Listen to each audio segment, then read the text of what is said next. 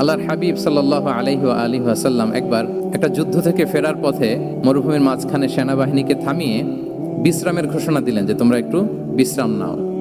তো উনি একটা গাছের নিচে বিশ্রামের জন্য গেলেন এবং সেখানে গাছের ডালে ওনার তলোয়ারটা ঝুলিয়ে রাখলেন, ঝুলিয়ে বিশ্রাম নিতে লাগলেন, ঘুমিয়ে পড়লেন। হঠাৎ এক বেদুইন এসে রাসূল সাল্লাল্লাহু আলাইহি ওয়াসাল্লামের এই কোষবদ্ধ তলোয়ারটা কোষমুক্ত করে এরকম হাতে নিল। রাসূল সাল্লাল্লাহু আলাইহি ওয়াসাল্লাম ঘুম থেকে জেগে উঠলেন। এবার বেদুইন বলতে আরম্ভ করলো, মাইয়ামনাউকা মিন্নি, এই মুহাম্মদ তোমাকে এবার কে বাঁচাবে বলো, এই তো আমার হাতে তলোয়ার, কে বাঁচাবে? সাথে সাথেই আল্লাহর হাবিব সাল্লাল্লাহু আলাইহি ওয়া আলিহি ওয়াসাল্লাম উনি উত্তরে বললেন আল্লাহ। উত্তরে কি বললেন? কোনো চিন্তা ভাবনা নাই যে ওরে আঘাত করা যায় কিনা পাল্টা, বা কোনোভাবে ওর কনফিডেন্স ডাউন করা যায় কিনা, এদিক সেদিক কারো সাপোর্ট চাওয়া যায় কিনা, কোনো দিকে না তাকিয়ে কি বললেন? আল্লাহ। সব সময় তিনি আল্লাহ কেন্দ্রিক ছিলেন।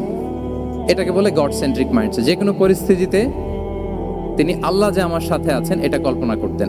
এবং সুনানে আবু দাউদের একটি বর্ণনা এসেছে, রাসূল সাল্লাল্লাহু আলাইহি ওয়াসাল্লাম কানা নবী সাল্লাল্লাহু আলাইহি ওয়াসাল্লাম ইযা হাযাবাহু আমরুন